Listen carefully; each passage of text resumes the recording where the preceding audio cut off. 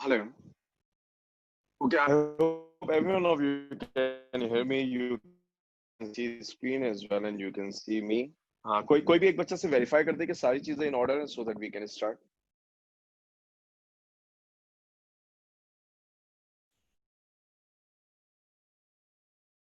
क्या आप तमाम लोगों को मेरी आवाज सुनाई दे रही है? कोई भी एक बच्चा से वेरीफाई कर दे कि you can hear me as well as you can see the screen.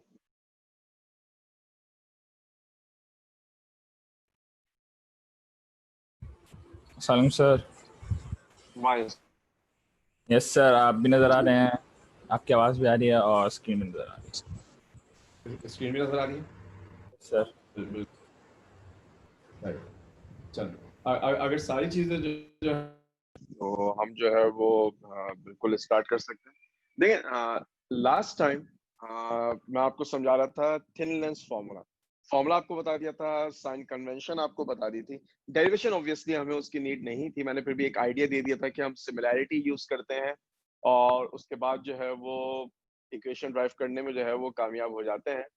Same formula convex पे भी अप्लाई होगा, सेम फॉर्मूला कॉनकेव पे भी अप्लाई होगा with the appropriate sign convention. आज हम बात करेंगे कॉम्बिनेशन ऑफ लेंसेज की.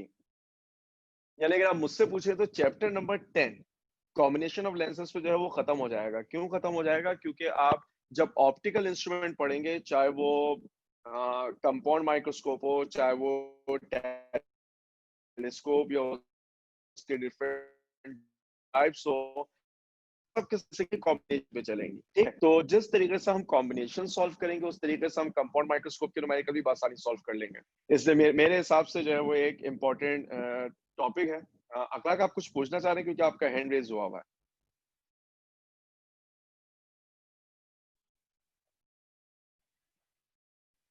जी अखलाक.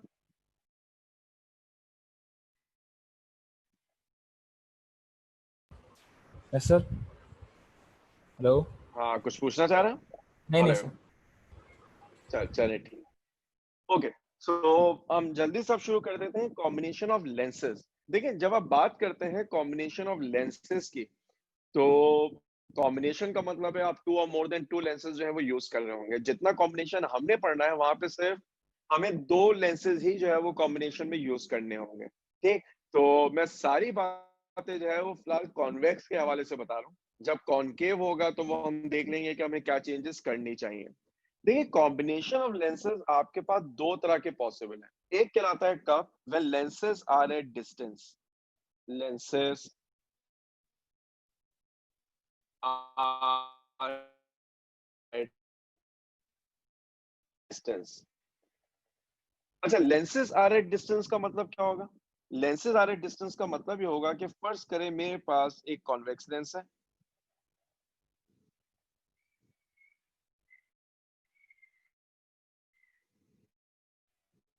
कुछ इस तरह का.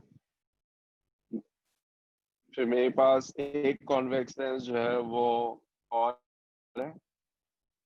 मैंने इन दोनों लेंसेज को एक दूसरे डिस्टेंस पे रखा हुआ है. तभी ये कहलाता है क्या लेंसेज एट डिस्टेंस. शायद आपको याद आए कि आप एक टाइप और एक कॉम्बिनेशन और पढ़ते थे, लेंसेज आर इन कांटेक्ट. वो हमारा अगला टॉपिक होगा. पहले लेंसेज आर एट डिस्टेंस को समझिए. देखिए, मैं पहले लेंस को नाम दे देता हूँ L1, दूसरे को नाम दे देता हूँ L2. हमारे पास एक हॉरिजॉन्टल लाइन है, जिस हॉरिजॉन्टल लाइन को हम क्या नाम दिया करते थे? Principal axis. तो इसका मतलब ये है कि जो दोनों लेंसेज हैं वो को एक्सियल है. को एक्सियल का मतलब दोनों का एक्सिस जो है वो सेम है. अगर मैं यहाँ पर वो जो हम एक रेफरेंस लाइन बनाया करते थे लेंस में, वो भी यहाँ पर बना दूं और इधर भी ड्रॉ कर दूं, तो हमें मिल जाएंगे दोनों लेंस के ऑप्टिकल सेंटर. पहले लेंस का ऑप्टिकल सेंटर O1 है, दूसरे लेंस का ऑप्टिकल सेंटर O2 है. अब रूल समझिए. कॉम्बिनेशन ऑफ लेंसेज का एक ही रूल है, चाहे वो एट डिस्टेंस हो चाहे वो इन कांटेक्ट हो. और वो रूल क्या है?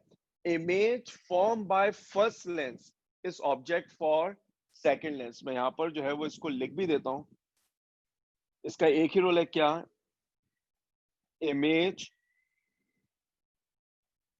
Form form by L1 X as an object for L2। ये हमारे पास कॉम्बिनेशन ऑफ लेंसेज का सीधा सा उसूल है कि पहले लेंस का जो इमेज होता है वो दूसरे लेंस के लिए क्या बनता है, ऑब्जेक्ट बनता है। ठीक, इसका क्या मतलब है, अगर मैं यहां पर एक ऑब्जेक्ट रख दूं, फर्स्ट कर लें ऑब्जेक्ट यहां रखा हुआ,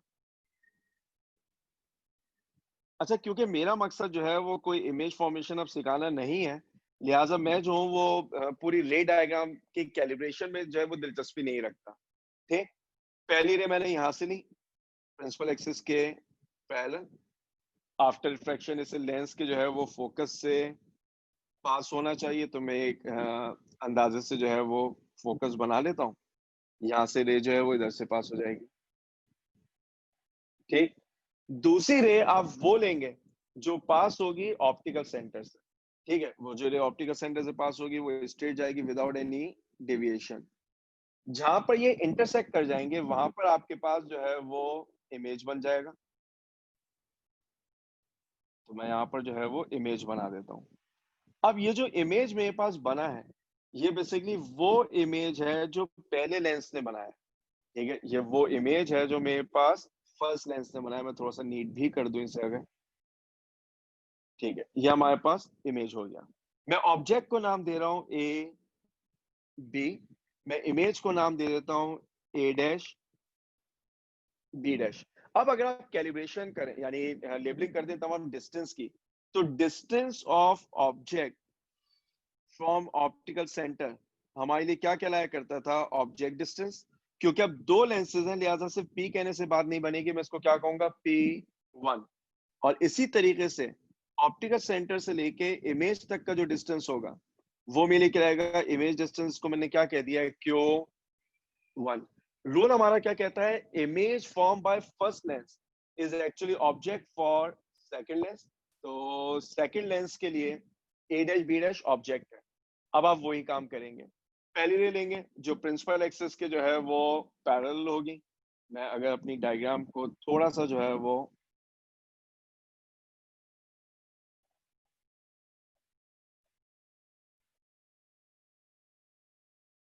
ओके ना, अब क्या होना चाहिए, अब अगर आप एक समय के लिए मान लें कि इस लेंस का एफ जो है वो यहाँ कहीं पे मौजूद था, तो यहाँ पर दूसरा एफ जो है वो इधर होना चाहिए।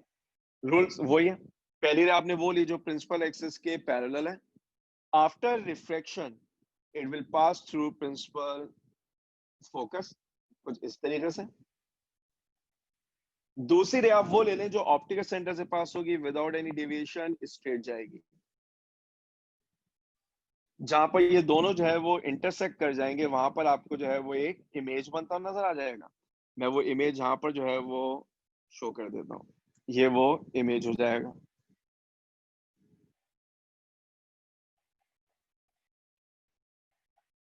ठीक, ये हमारे पास अब पूरा जो है वो केस बन गया। ये इमेज कहलाएगा मेरे पास A double dash B double dash. में इंसिडेंट और रिफ्रैक्टेड के एरोज बना दूं ताकि आपको बाद में पढ़ने में जो है वो कंफ्यूजन ना हो कि इंसिडेंट कौन सी है रिफ्रैक्टेड कौन सी है। अब इसको भी जल्दी से लेबल कर लेता है, ऑब्जेक्ट डिस्टेंस कहलाएगा ये वाला P2। ठीक है, और ये वाला जो डिस्टेंस है ये डिस्टेंस कहलाएगा Q2। ठीक है, ये मैंने सारी जो है वो लेबलिंग कर दी। अब जल्दी से वो सारे रिजल्ट्स देख लेते हैं जो आपको पता होने चाहिए। देखिए, पहली बात, मेरे पास जो ऑब्जेक्ट है वो ए बी था। ठीक है, उस ऑब्जेक्ट का इमेज बना A dash B dash which is image form by first lens. पहले लेंस का ऑब्जेक्ट इमेज दूसरे लेंस के लिए ऑब्जेक्ट है, तो A dash B dash is object for L2। और फिर L2 ने उसका एक इमेज बना दिया जिस इमेज को मैंने नाम दे दिया किसका, A double dash B double dash का। सारी लेबलिंग आपके सामने है। दो लेंसेस के दरमियान जो डिस्टेंस है उस डिस्टेंस को हम डिनोट कर दिया करते हैं किससे, कैपिटल L से।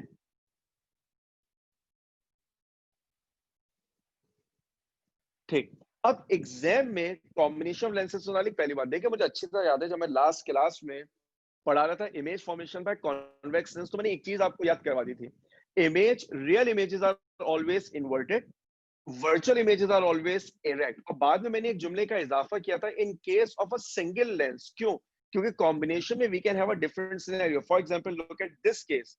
We have two lenses, object is A B, intermediate images a dash b dash and final images a double dash b double dash.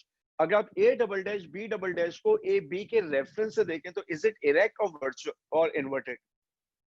Any one of you? Is it erect image or inverted image?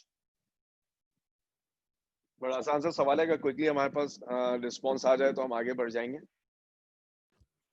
Sir inverted image. क्या class? Inverted image. ये inverted है. अगर आप A B को देखें तो ए में arrow ऊपर की तरफ है, बी के ऊपर है. और अगर आप A double dash B double dash को भी देखें तो एरो ऊपर की तरफ है. तो क्या ये इन्वर्टेड है या ये इरेक्ट है? इरेक्ट है. इरेक्ट है. ये तो इरेक्ट है. मैं अपने ओरिजिनल ऑब्जेक्ट को, मैं अपने फाइनल इमेज को इंटरमीडिएट को नहीं देख रहा. देखिए, इंटरमीडिएट सिंगल लेंस वाली बात बिल्कुल सादिक आ रही है कि real image is inverted, but in case of combination हम इंटरमीडिएट इमेज तो देखेंगे नहीं. हम तो सिर्फ ऑब्जेक्ट देखेंगे, फाइनल इमेज देखेंगे. और इस ऑब्जेक्ट के मुकाबले में फाइनल इमेज इज इरेक्ट. तो वो जो जुमला है ना कि रियल इमेजेस हमेशा इन्वर्टेड होते हैं, that is valid in case of a single lens. Combination में हमें देखना पड़ेगा. ठीक, पहली बात. दूसरी बात, अब अगर कोई आपसे पूछे कि डिस्टेंस बिटवीन द लेंसेज चाहिए तो आप क्या करेंगे? आप लिखेंगे यहाँ पर distance between the lenses which is denoted by capital L. और अब अगर आप इस डायग्राम को देखें तो ये L कैसे निकाला जाएगा? ये L निकाला जाएगा Q1 plus T2 से, यानी image distance of first lens and object distance for second lens. Right. हाँ, इसके बाद अगर आपसे कहा जाए पोजीशन ऑफ इमेज निकाले. देखिए, ये जुमला जो है ना थोड़ी इसमें एम्बिग्यूटी होती है. जब वो कहते हैं ना position of image in case of combination, तो मेरा ख्याल है कि they always talk about final image. तो अब अगर आपसे कहा जाए कि आप निकालें position of final image, position of final image, मैं आपकी आसानी के लिए उसे A double dash B double dash भी जो है वो लिख देता हूं. ठीक है. अगर आप बात कर रहे हैं पोजीशन ऑफ फाइनल इमेज की, क्योंकि कलर में सेम यूज कर लेता, आप आराम से देख लेते, मैंने अंडरलाइन कर दिया. अगर मुझे पोजीशन ऑफ फाइनल इमेज चाहिए तो अब ये पोजीशन दो रेफरेंसेस से निकलेगी. ये जो A double dash B double dash है, इसकी एक पोजीशन आएगी सेकंड लेंस से और एक पोजीशन आएगी फर्स्ट लेंस से. तो अब अगर मैं यहाँ पर लिखूं पोजीशन ऑफ फाइनल इमेज और इधर एक बुलेट बना के लिख दूं विद रिस्पेक्ट टू L2, तो विद रिस्पेक्ट टू L2 तो वो सीधी सीधी क्या बन जाएगी? Q2. अगर आप इस फिगर को देखेंगे तो आप एग्री करेंगे कि position of final image with respect to L2 is Q2. लेकिन अगर मुझे चाहिए हो position of final image with respect to L1, ठीक, तो क्या आप में से कोई मुझे बता सकते हैं पोजीशन कैसे निकालेंगे?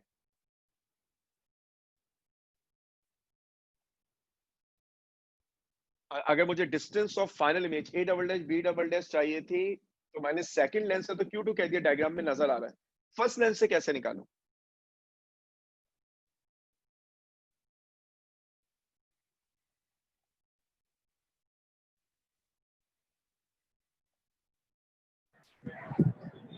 Sir L plus Q2. L plus Q2 बिल्कुल सही. अब यहाँ पर ये पोजीशन कैसे निकालेंगे? L plus Q2, क्योंकि अगर आप डायग्राम को देखें तो आपको नजर आ रहा है L में आपको Q2 ऐड करना है. और अब अगर मैं L की बात करूं तो L का मतलब क्या होता था? Q1 plus P2. तो this can also be written as Q1 plus P2 plus Q2. देखिए, सारे कॉन्सेप्ट्स ध्यान में होने चाहिए. न्यूमेरिकल में पता नहीं कब कौन सा यूज करना पड़े. शायद आपको याद आए किताब में, अगर मुझे गलत याद नहीं पड़ता, गालिबन न्यूमेरिकल नंबर 6 होगा या न्यूमेरिकल नंबर 7 के आसपास होगा, मून लाइट वाला सवाल है जिसमें उन्होंने पोजीशन ऑफ फाइनल इमेज मांगी है. तो वो फाइनल इमेज जो है वो फर्स्ट लेंस और सेकंड लेंस दोनों से निकाली जाएगी.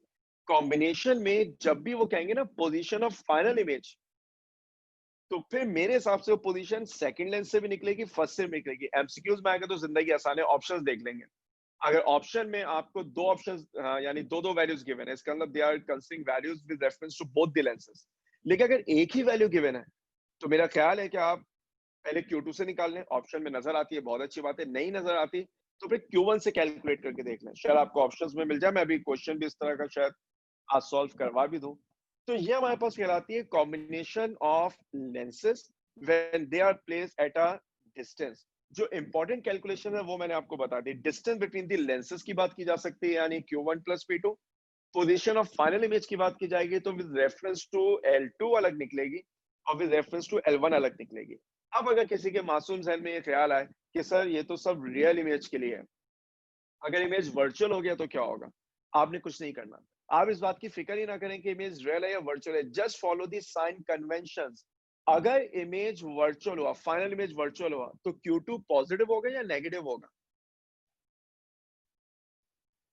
कोई कोई भी अगर अपनी राय का इजहार करना चाहे कि अगर फाइनल इमेज वर्चुअल है तो जब मैं Q2 निकालूंगा वो पॉजिटिव आएगा नेगेटिव आएगा? जो मैं सर नेगेटिव होगा। नेगेटिव आएगा। और जब वो Q2 नेगेटिव आएगा तो वो जो L प्लस Q2 आपको नजर आ रहा है ना विद रेफरेंस टू L1, वो ऑटोमेटिकली क्या बन जाएगा? L माइनस Q2 सब्ट्रैक्ट हो जाएगा। मैं अपनी बात को और थोड़ा क्लियर करूं, इस डायग्राम को देखें। देखिए L प्लस Q2 क्यों कर रहे हैं? क्योंकि L लेफ्ट पर है, Q2 राइट पर है। अगर फाइनल इमेज भी लेफ्ट पर आ गया तो डिफरेंस निकालना पड़ेगा ताकि आपको पोजीशन मिल सके। ठीक, अगर मेरी बात वाज़ेह नहीं हो पा रही, मैं जल्दी से एक रफ स्केच कर ड्रॉ करके दिखा दूं। फर्ज कर लें ये डिस्टेंस L है और मेरे पास इस लेंस का जो इमेज बन रहा है वो यहां बन रहा है। ठीक है, और डेफिनेटली ये इन्वर्टेड बन रहा होगा। मैं एरो की अभी बात नहीं करता, कंफ्यूज हो जाएंगे। This distance is Q2। तो अब अगर मुझे पोजीशन फर्स्ट लेंस से चाहिए होगी तो मुझे ये डिस्टेंस चाहिए होगा। ये डिस्टेंस कैसे निकालेंगे? L minus Q2। तो मैं आपसे कह रहा हूं कि आप इस बात की फिक्र ही ना करें कि मुझे प्लस करना है या माइनस करना है। If it is real image add कर दीजिए, if it is virtual image तो इसको सब्ट्रैक्ट कर दीजिए। ठीक, हमें जो है वो ये वाली बात जो है वो मालूम होनी चाहिए combination of lenses at a distance के हवाले से।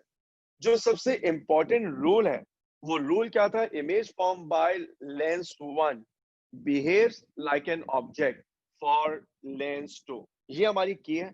इक्वेशन मैंने आपको बता दी। अब जब बात कर लेते हैं combination of lenses when they are placed in contact. पहला था हमारे पास लेंसेज एट डिस्टेंस। अब हमारे पास है क्या? Lenses and contact. अच्छा, अब यहाँ पे डेरिवेशन थी। वंस अगेन शायद डेरिवेशन हमारे लिए इंपॉर्टेंट नहीं होगी, लेकिन डेरिवेशन की डायग्राम और जितने इंपॉर्टेंट कॉन्सेप्ट आपको पता होने चाहिए वो मैं आपको डेफिनेटली जरूर बताऊंगा। देखें, कांटेक्ट में आप क्या करते थे? कांटेक्ट में आप बनाते थे principal axis. Let's say this line is actually principal axis. फिर आप यहाँ पर लाकर रखते थे एक अदर कॉन्वेक्स लेंस।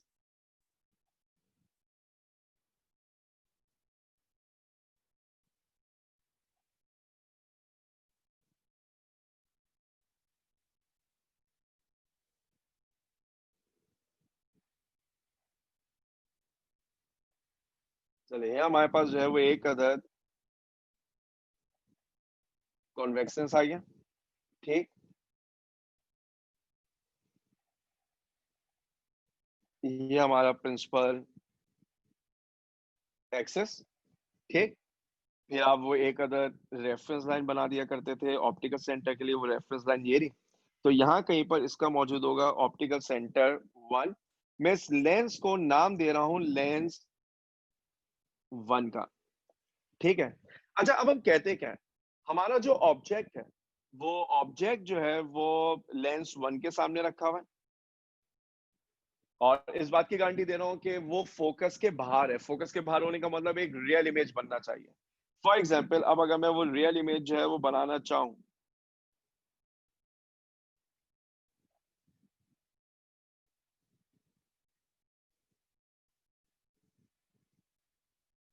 तो वो रियल इमेज कुछ ऐसा बनेगा। देखें, ऑब्जेक्ट रखा हुआ है यहाँ पर। मैं इस ऑब्जेक्ट को कह देता हूं ए। जब भी आप इमेज बनाना चाहते हैं कॉन्वेक्स लेंस से, हमें कितनी रेज की जरूरत पड़ती है? 2 रेज की जरूरत पड़ती है। तो मैंने पहली रे ली जो कुछ इस तरह ट्रेवल कर रही है। अच्छा, फर्स्ट कर लें लेंस का फोकस यहाँ पर है, तो इसका फोकस यहाँ पर होना चाहिए। अच्छा, अब ये कोई स्टैंडर्ड रे नहीं है। स्टैंडर्ड रे का क्या मतलब है? एफ से पास होगी, पैरेलल बन जाएगी, पैरेलल होगी, एफ से पास हो जाएगी, ऑप्टिकल सेंटर से जाएगी, विदाउट एनी डेविएशन जाएगी। ये सिर्फ एक रे है। क्योंकि lens is converging in nature, तो मैं क्या कहूंगा कि जो रे है वो कन्वर्ज होगी। कन्वर्ज होने का मतलब रे जो है वो कुछ इस तरह ट्रेवल करेगी। जब रे जो है वो इस तरह ट्रेवल करेगी, मैं कहीं दूर इंटरसेक्ट करवा देता हूँ, तो ये रे या इंटरसेक्ट कर जाएगी। ये रे नंबर 1 हो गई। दूसरी रे हम कौन सी ले सकते हैं? दूसरी रे हम वो ले सकते हैं जो ऑप्टिकल सेंटर से पास होगी। अच्छा, अगर मैं वो रे बनाना चाहूं तो वो रे कौन सी है जो ऑप्टिकल सेंटर से पास हो रही है, जो बिल्कुल रेड लाइन के ऊपर बन जाएगी? ठीक है, और मैं यहाँ पर एरो भी बना देता हूँ आपकी आसानी के लिए। नतिया क्या निकलेगा? ये दोनों रेस इस पॉइंट पर इंटरसेक्ट करेंगे तो यहाँ का बन जाएगा इमेज बन जाएगा। लिहाजा अब अगर मैं इसको लेबल करूं तो मैं ये कहूंगा कि this distance is basically object distance P1 and this distance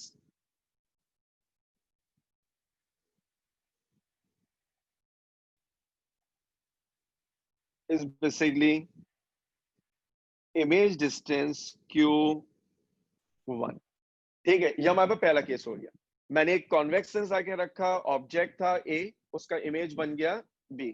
अब मैं काम करता हूं, मैं सेकंड लेंस लाता हूं, लेकिन अब मैं किस बात का ख्याल करूंगा? मैं ख्याल इस बात का करूंगा जो मेरे पास सेकंड लेंस होगा वो सेकंड लेंस पहले लेंस से दूर नहीं रखा जाएगा, पहले लेंस से कांटेक्ट में रखा जाएगा। इस बात को जरा समझिए, क्योंकि बस इसी से हम आगे बढ़ जाएंगे। अगर मैं दूसरा लेंस यहां रख दूं तो ये तो combination of lenses at distance हो गया। अब ये जो बी है वो दूसरे लेंस का ऑब्जेक्ट बन जाएगा। Life is pretty simple, just rays बना दीजिए, इमेज मिल जाएगा। हम क्या कर रहे हैं? हम ये कह रहे हैं कि पहले लेंस को आप जो है वो दूसरे लेंस के साथ कांटेक्ट में रखिए। तो मैं इसको यहां लाया, अब मैं इसे इसके साथ कांटेक्ट में ले आया।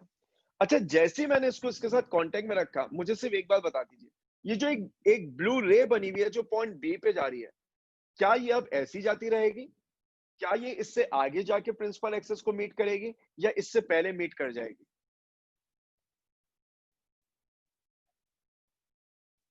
जी, जैसे मैंने लेंस 2 लाके रखा रेड वाला, ये जो ब्लू रे जा रही थी जो पॉइंट बी पे इंटरसेक्ट कर रही थी, क्या ये बी के आगे जाके इंटरसेक्ट करेगी, बी से पहले इंटरसेक्ट करेगी?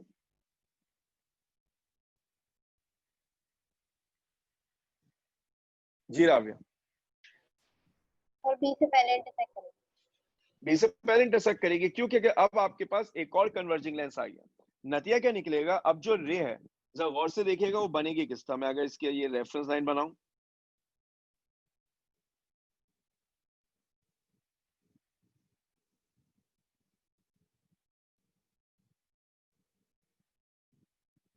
ये पॉइंट कहलाएगा O2। अब जो रे है उस रे को डेविएट होना है और अब उससे कुछ ऐसे चले जाना चाहिए।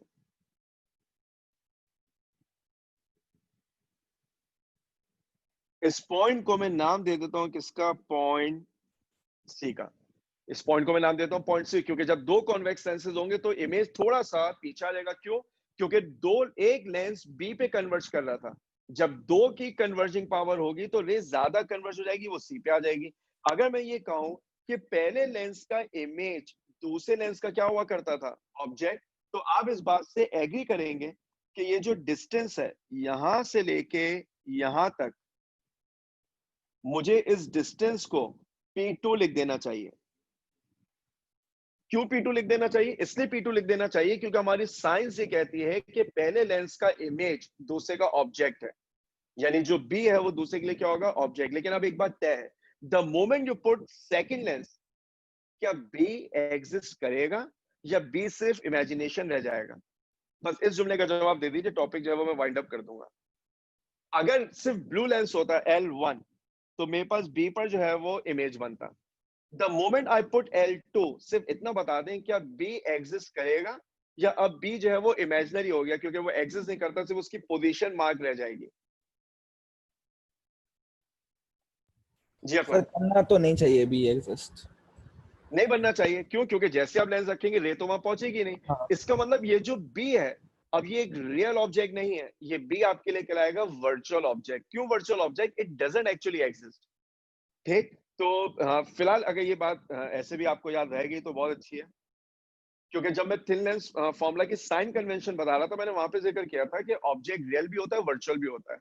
रियल ऑब्जेक्ट वर्चुअल ऑब्जेक्ट का ताल्लुक हरगिज इस बात से नहीं कि बनने वाला इमेज रियल था या वर्चुअल था। बात इस चीज से है कि अगर उस इमेज की एग्जिस्टेंस है, अगर उस ऑब्जेक्ट की एग्जिस्टेंस है, तो वो रियल ऑब्जेक्ट है। अगर वो एग्जिस्ट नहीं करता तो वो आपके पास वर्चुअल है। अगर मैं लेंस 2 को हटा दूं तो बी बनेगा, मैं लेंस 2 को रख दूं तो बी की एग्जिस्टेंस नहीं होगी। लेकिन हमारा मानना क्या है, पहले लेंस का इमेज दूसरे का क्या होता है, ऑब्जेक्ट। तो अब ये ऑब्जेक्ट कहलाएगा वर्चुअल ऑब्जेक्ट। इसी तरह अगर मैं इसको लेबल कर दूं, तो ये जो डिस्टेंस है ये हमारे लिए कहलाएगा क्या, Q2। ये हमारे लिए कहलाएगा Q2। फिर हम करते क्या थे, हम ये कहते थे दोनों लेंसेज थिन है। अगर दोनों लेंसेज थिन है तो व्हाट डू यू फील, अगर मैं O1 से O2 का डिस्टेंस निकाल लूं तो क्या ये कोई बहुत बड़ा डिस्टेंस आएगा या बहुत छोटा डिस्टेंस आएगा। अगर लेंसेज बहुत थिन हुए तो आप O1 से O2 का जो डिस्टेंस निकालेंगे वो बहुत थिन डिस्टेंस है। तो हमने एक अप्रोक्सीमेशन की, हमने अप्रोक्सीमेशन क्या की, बजाय इसके कि मैं आधे डिस्टेंस O1 से लूं आधे डिस्टेंस O2 से लूं, मैं क्या अप्रोक्सीमेशन करता हूं, मैं तमाम डिस्टेंसेस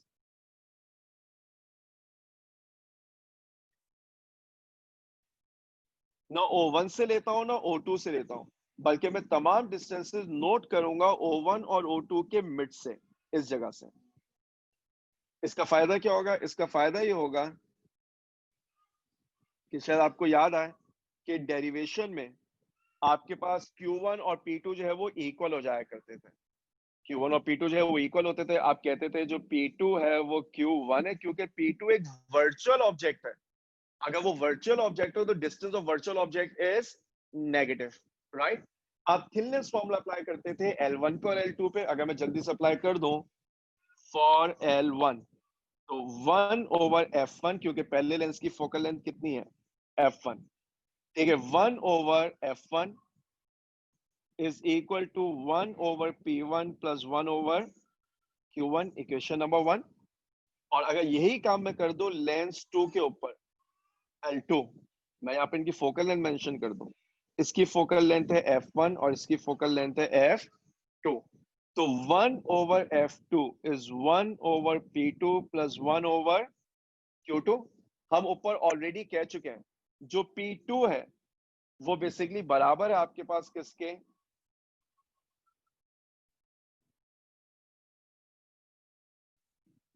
-Q1 के, ठीक है। अगर आप जो है वो इस डायग्राम को गौर से देखेंगे तो आप एग्री करेंगे कि 1/f2 is 1/-Q1 plus 1/Q2, ठीक। अच्छा, अब अगर मैं इन दोनों इक्वेशंस को ऐड कर दूं तो लेफ्ट लेफ्ट में ऐड होगी, राइट राइट में ऐड होगी। इकेट वाले बच्चे हैं, इतनी अरिथमेटिक आती है। 1/f1 plus 1/f2 equal, right पर लिखा होगा 1/p1 plus 1/q1 minus 1/q1 plus 1/q2। 1/q1 से माइनस 1/q1 कैंसिल, तो 1/f1 plus 1/f2 equal 1/p1 plus 1/q2। शायद आपको याद है आप थ्योरी में ये कहते थे कि सर हमें तो सिर्फ A नजर आएगा और C नजर आएगा। तो हम क्या करते थे, हम ये कहते थे कि P1 Q1 P2 Q2 तो उस वक्त अहमियत क्या हामिल है जब दो ऑब्जेक्ट डिस्टेंसेस हो, दो इमेज डिस्टेंसेस हो। अब जो फाइनल इक्वेशन है उसमें सिर्फ P1 है। P1 का मतलब है डिस्टेंस ऑफ ओरिजिनल ऑब्जेक्ट और Q2 का मतलब है पोजीशन ऑफ फाइनल इमेज।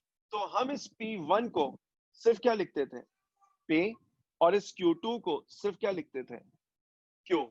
तो हमारे पास जो इक्वेशन बनती थी ये होता था P,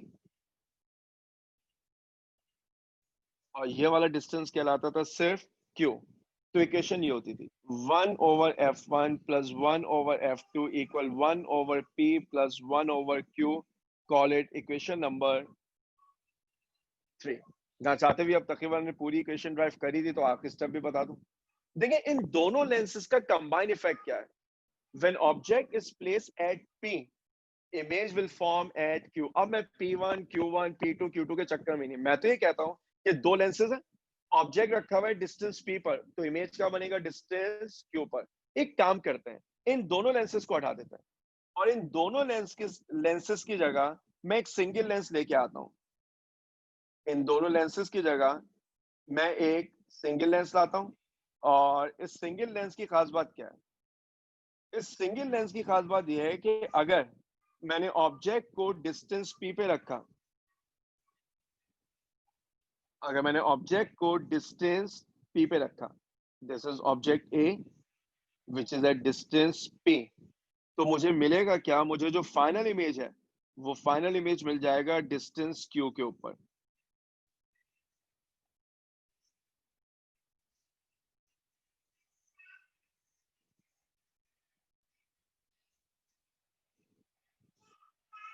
ये मेरे पास b हो जाएगा और ये डिस्टेंस क्या हो जाएगा? q।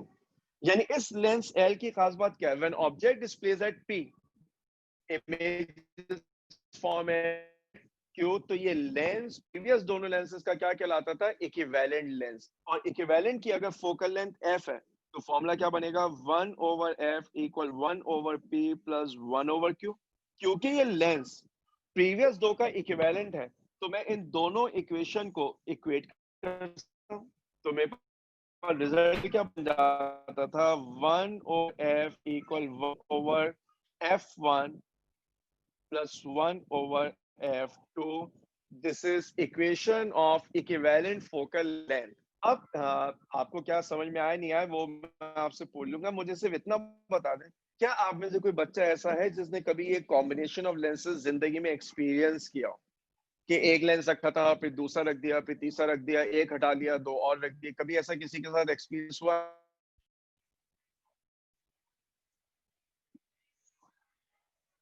अखलाक का हैंड जो है वो रेस का चलन डाउन हो गया है।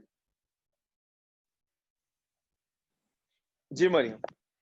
सर जब आई टेस्टिंग के लिए जाते हैं तो वो लाइक डिफरेंट लेंसेज रख के चेक करते हैं। एक्सीलेंट। देखिए जब हम थ्योरी में क्लास में पढ़ाते हैं तो एग्जैक्टली मैं ये एग्जांपल देता हूँ। देखिए मैं ग्लासेस वेयर करता हूँ, आप में से बहुत सारे बच्चे हो सकते हैं ग्लासेस वेयर करते हो। जब आप अपनी आईसाइट टेस्ट करवाते हैं, एक तो वो बड़ा इंग्लिश मेथड है ना, कंप्यूटराइज के, आप एक कंप्यूटर स्क्रीन के सामने बैठेंगे, दो क्लिकिंग साउंड आएगी और आपका पावर ऑफ लेंस पता चल जाएगी। दूसरा है वो कन्वेंशनल मेथड, जिसमें आपको वो एक गैजेट नुमा फ्रेम पहनाया जाएगा, फिर वो ऑप्टिशियन जो है वो एक लेंस रखेगा, कुछ रीड करवाएगा, फिर एक और रखेगा, रीड करवाएगा। फर्स्ट करें अब आप किस लेवल के जो है वो आपकी आईसाइट खराब है, वो उसके हिसाब से लेंसेज रखता है। ठीक है, फर्स्ट कर लें आपकी लेफ्ट आई के सामने उसने 5 लेंसेज रखे, राइट के सामने 6 लेंसेज रखे, लेकिन जब आपके स्पेक्टिकल्स या ग्लासेस बन के आएंगे तो 5 और 6 लेंसेज नहीं होंगे, एक एक लेंस लगा हुआ होगा। वो करते क्या है, वो इक्विवेलेंट निकाल लेते हैं कि इन 5 लेंसेज की जगह कौन सा लेंस आए जो वही कन्वर्जिंग प्रोड्यूस करे जो पांचों लेंस मिलके कर रहे थे। ठीक, अगर ये बात वाज़ेह हो गई तो ये एग्जांपल है किसकी? कॉम्बिनेशन ऑफ लेंसेज की, कि हम कॉम्बिनेशन ऑफ लेंसेज जो है वो कहां पर इस्तेमाल करते हैं। किसी भी लेंस में लाइट को जो बेंड करने की सलाहियत है, इस टेंडेंसी को हम नाम देते हैं किसका? पावर ऑफ अ लेंस का। ये जो किसी भी लेंस में लाइट को बेंड करने की सलाहियत है, ये कहलाती है क्या? Power of a lens. Power of a lens, the ability of a lens to converse light. अब कॉमन सेंस इस्तेमाल करें, जब फोकल लेंथ ज्यादा होगी तो पावर को ज्यादा होना चाहिए, कम होना चाहिए? कोई अगर जवाब दे दे अच्छी बात है, अदरवाइज मैं पूरा एक्सप्लेन कर दूंगा। जी जी अखलाक। ज्यादा होने चाहिए। अगर फोकल लेंथ ज्यादा होगी तो पावर ज्यादा होगी, फोकल लेंथ ज्यादा पावर कम, फोकल लेंथ कम पावर ज्यादा, यानी इनवर्स हो गया। ठीक, देखिए इसका मतलब क्या है? अगर मेरे पास यहाँ पर जो है वो लेंस मौजूद है, ठीक है, अगर मेरे पास ये लेंस है और ये मेरे पास प्रिंसिपल एक्सिस हो गया, मैं जल्दी से एक रफ स्केच जो है वो बना दूं। अब फर्ज कर लें एक रे यूं जा रही थी स्ट्रेट, अगर फोकल लेंथ ज्यादा हुई तो फोकस जहां कहीं पर होगा, रे इधर कन्वर्ज होगी। ठीक है, लेकिन अगर लेंस की फोकल लेंथ आपने कम कर दी तो रे यहां पर कन्वर्ज होगी, क्योंकि पैरेलल रे हमेशा प्रिंसिपल फोकस से पास हुआ करती है। ठीक, आप प्रिंसिपल फोकस को और करीब लेके आ जाइए, रे और पहले कन्वर्ज हो जाएगी। तो मेरा ख्याल है कि इससे आपको नजर आ रहा है कि पर्पल की फोकल लेंथ कम है, रेड की फोकल लेंथ ज्यादा है, ब्लू की फोकल लेंथ जो है वो सबसे ज्यादा है।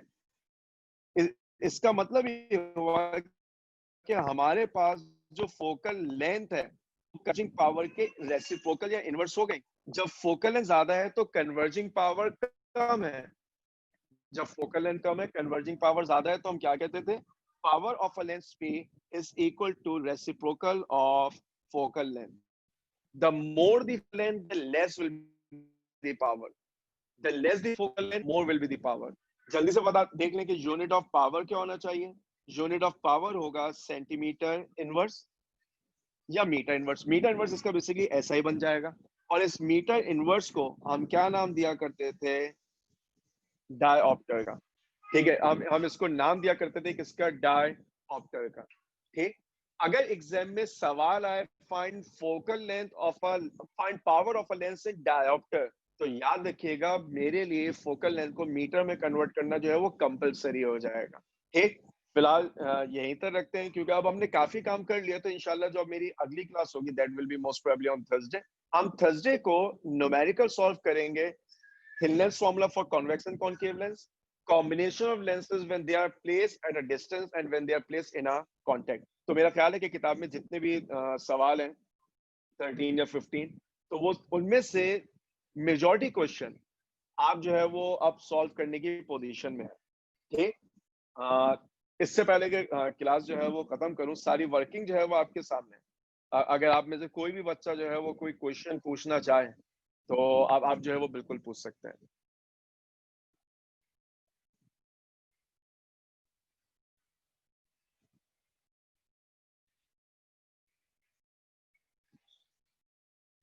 और अगर किसी के जहन में आपको कोई सवाल नहीं है तो we will resume from here on Thursday.